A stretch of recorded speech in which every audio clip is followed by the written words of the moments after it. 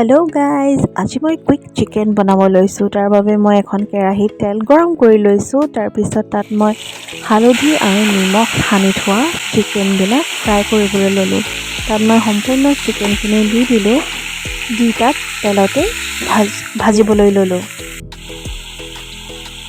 এতিয়া কেৰাহীখনত গৰম হৈ আছে। তাৰপিছত মই অলপ লুটিয়াই দিছোঁ যাতে কেৰাহীখনত চিকেনখিনি লাগি নধৰে, তাৰ বাবে মই লুটিয়াই আছোঁ।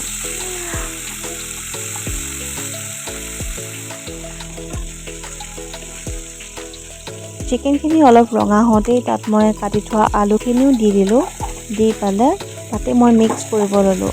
অলৰেডি চিকেনত মই হালধি দিয়ে থৈছিলোঁ, সেইবাবে তাৰ আলুটোত হালধি লাগি গ'ল। তাৰপিছত মই কাটি থোৱা কেঁচা পিঁয়াজ আৰু নহৰু বটা আছিলে, সেয়াও দি দিলোঁ।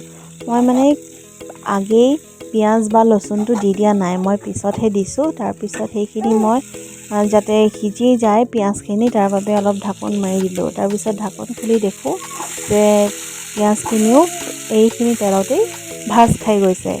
তাৰপিছত মই গেছটো অলপ ফ্লেমটো ল' কৰি তাত কাটি থোৱা বিলাহীখিনিও দি দিলোঁ।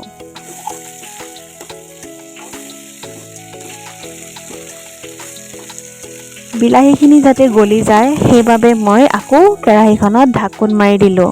তাৰপিছত আকৌ ঢাকোন খুলি দেখোঁ বিলাহীখিনি অলপ লৰাই দিছোঁ, মছলা যাতে বিলাহীখিনি গলিলে যেন অনুভৱ হ'ল।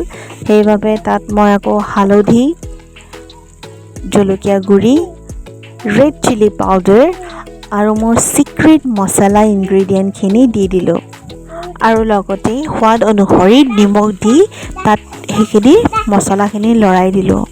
আৰু মছলাখিনি যাতে লাগি নধৰে তাৰ বাবে মই আকৌ তাত অলপ পানী এড কৰি দিলোঁ। পানী এড কৰি তাত সেইখিনি মিলাই দিলোঁ।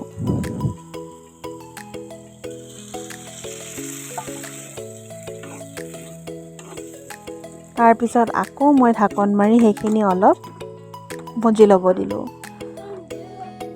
তাৰপিছত ঢাকোন খুলি দেখোঁ মছলাখিনি অলপ লগা যেন অনুভৱ হ'ল। সেইবাবে আকৌ মই চিকেনখিনি অলপ হিলাই ল'লোঁ। তাৰপিছত সেইখিনি সিজিব পৰাকৈ উপযুক্ত মই পানী এড কৰিলোঁ। আৰু হেতাখনত দেখিছেই মোৰ বহুত মছলা লাগি গৈছে, তাৰ বাবে তাতেই পানী অলপ দি তাত চিকেনখিনিৰ ওপৰত দি দিলোঁ। আৰু এইখিনি পানীতেই মোৰ চিকেনখিনি আৰু আলুখিনি সিজি যাব।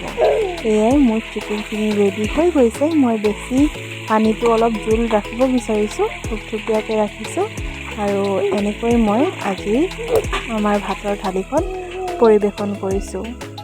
আৰু আজি অকল আমি ভাত চিকেন আৰু আলু দিয়ে আমাৰ আজি সাঁজটো পৰিৱেশন কৰিলোঁ। ভিডিঅ'টো শেষলৈকে চোৱাৰ বাবে সকলোলৈ বহুত বহুত বহুত ধন্যবাদ।